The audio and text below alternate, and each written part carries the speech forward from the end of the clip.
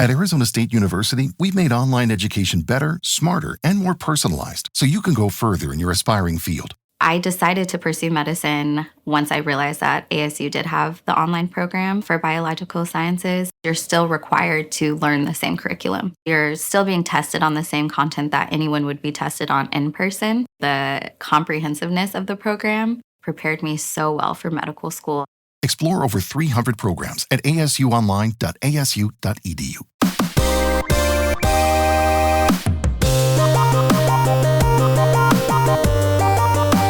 You're listening to the Retro Mo Podcast. I'm your host, Mo, and I love to play and review old video games and a few new games too. If you prefer to read instead of listen, check out my written reviews at retromo.substack.com. In this episode, I'll be sharing my experience with Super Mario 64 for the Nintendo 64, released in 1996. I've scored this game 9 out of 10. An amazing game. A flawed but cherished pioneer in 3D platforming. Wow, what a gem. After a recent 120-star playthrough, I felt some of that nostalgic gloss melting away, but I still rolled credits feeling confident that Super Mario 64 is a fantastic game. In 1996, Super Mario 64 just blew us all away. The graphics, for the time, the full 3D open area level design, the vibrant colors, the music and the sound effects, Charles Martinet's Mario voice debut, everything about Super Mario 64 just cast a spell on a whole generation of gamers. It was magic. I have a distinct memory. I was 7 years old at my local Walmart, holding a Nintendo 64 controller in my hands for the first time. I didn't understand what the extra grip was for, but I had never felt such an ergonomic controller before. I was playing Super Mario 64 on the N64 demo station they had set up in the electronics section. To save floor space, of course, they mounted a big CRT high above the locked glass cabinets that displayed all of the games. I still remember the neck cramps from keeping my head cranked back, playing whatever demo games they had available for as long as I could. Sorry, I was that kid that never knew when to pass the controller. In the game, I was just running and jumping around in front of Peach's castle, unable to fully grasp what I was seeing. Behind me, several people were watching me play. I remember this young guy in his 20s saying to his friends, "How could graphics possibly get any better than this?"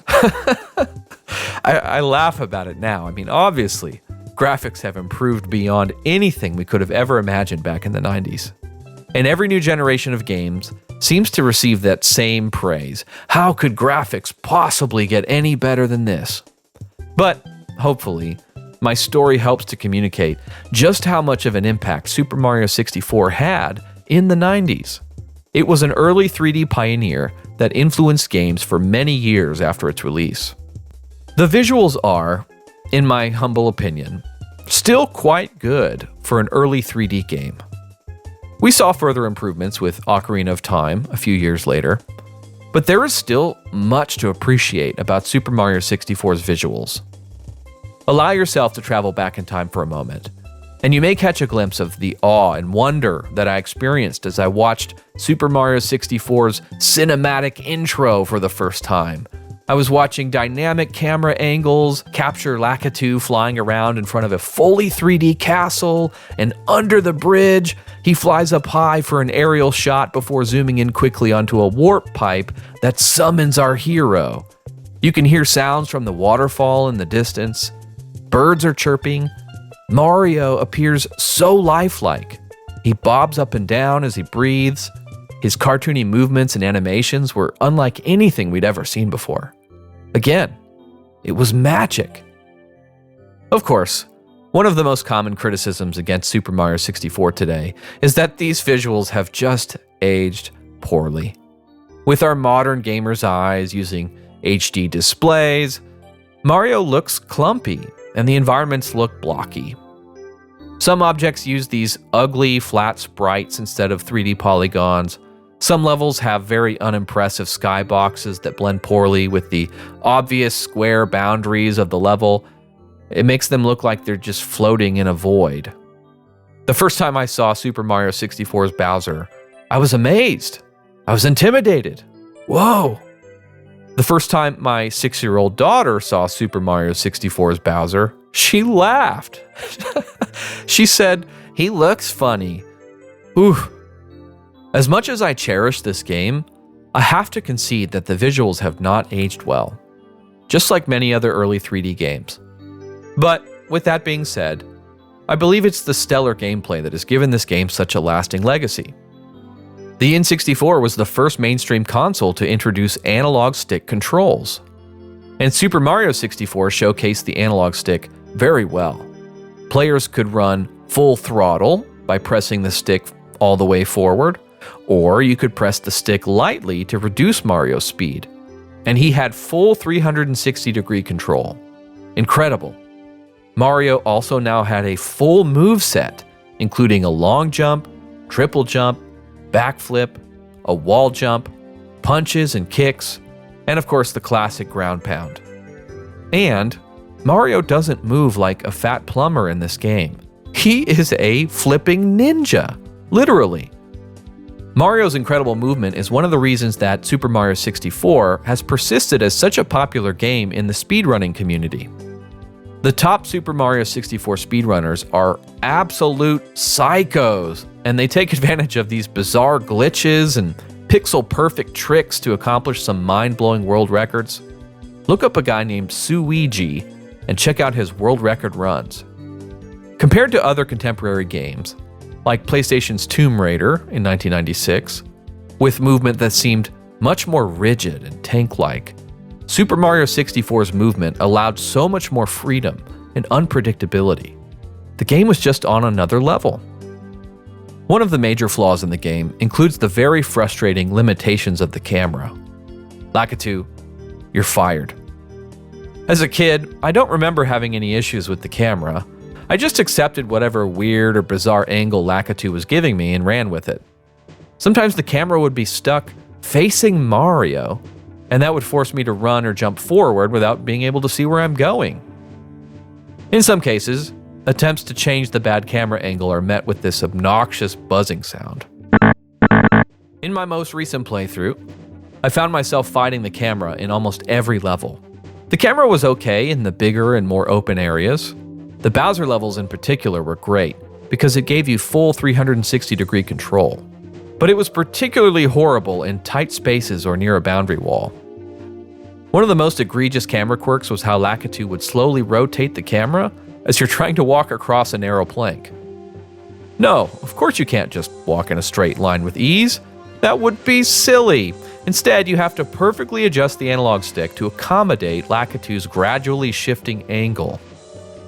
There's also the Mario camera mode that could sometimes come in handy in these situations, but sometimes not. Another major flaw in the game is Mario's inability to consistently reverse his direction without falling off a ledge.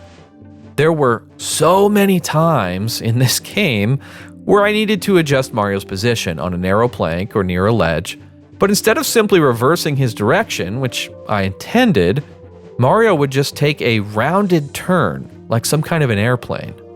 And this, of course, leads to Mario plummeting off the ledge to his death. I later discovered that Mario's momentum needs to be below a certain threshold to achieve a clean reversal without any kind of lateral movement. You have to wait at least a full second between each careful tap of the analog stick to avoid that deadly airplane turn.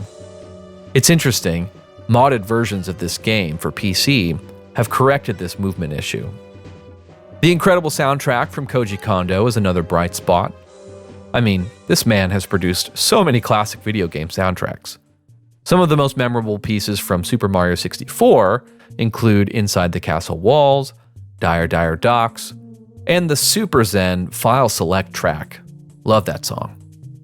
I've also really enjoyed the trend of folks using the Super Mario 64 sound font to create new music or to cover songs from pop rock artists, sometimes even entire albums.